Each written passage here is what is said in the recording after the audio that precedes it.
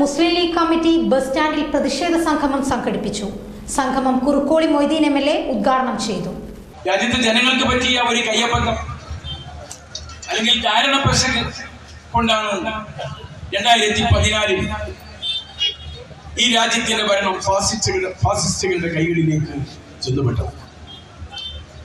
ഫാസിസ്റ്റുകൾ അതിതീവ്രം പടരുമെന്നും അതിന് വളം വെക്കരുതെന്നും ഈ രാജ്യത്തോട് പറഞ്ഞ ഒരു പാർട്ടിയാണ് ഇന്ത്യൻ കമ്മ്യൂണിസ്റ്റ്.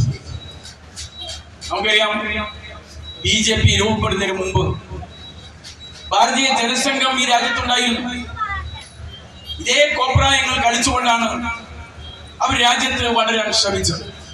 ഷാഫി മസ്ജിദ് വെടിവെപ്പടക്കം സംഘപരിവാർ ഭീകരതയ്ക്കും ഭരണകൂട നിസ്സംഗതയ്ക്കുമെതിരെയാണ് തിരൂർ മണ്ഡലം മുസ്ലിം ലീഗ് കമ്മിറ്റി ബസ് സ്റ്റാൻഡിൽ വെച്ച് പ്രതിഷേധ സംഗമം സംഘടിപ്പിച്ചത്. മുസ്ലിം സംസ്ഥാന നേതാവ് ഷാഫി ചാലിയം മുഖ്യപ്രഭാഷണം നടത്തി. മുസ്ലിം ലീഗ് മണ്ഡലം പ്രസിഡന്റ് കോട്ടയിൽ കരീം അധ്യക്ഷനായി. ചടങ്ങിൽ മണ്ഡലം ജനറൽ സെക്രട്ടറി വെട്ടം ആലിക്കോയ സ്വാഗതം പറഞ്ഞു. സെയ്തലവി മാസ്റ്റർ, ആദവനാട് മുഹമ്മദ് കുട്ടി, KT അബു, AK സെയ്താലിക്കുട്ടി, പാറയിൽ അലി, K കുഞ്ഞിപ്പ, ഷഫീഖ് വെട്ടം, AD ലായിക് എന്നിവർ പ്രസംഗിച്ചു. ന്യൂസ് 99 തിരൂർ.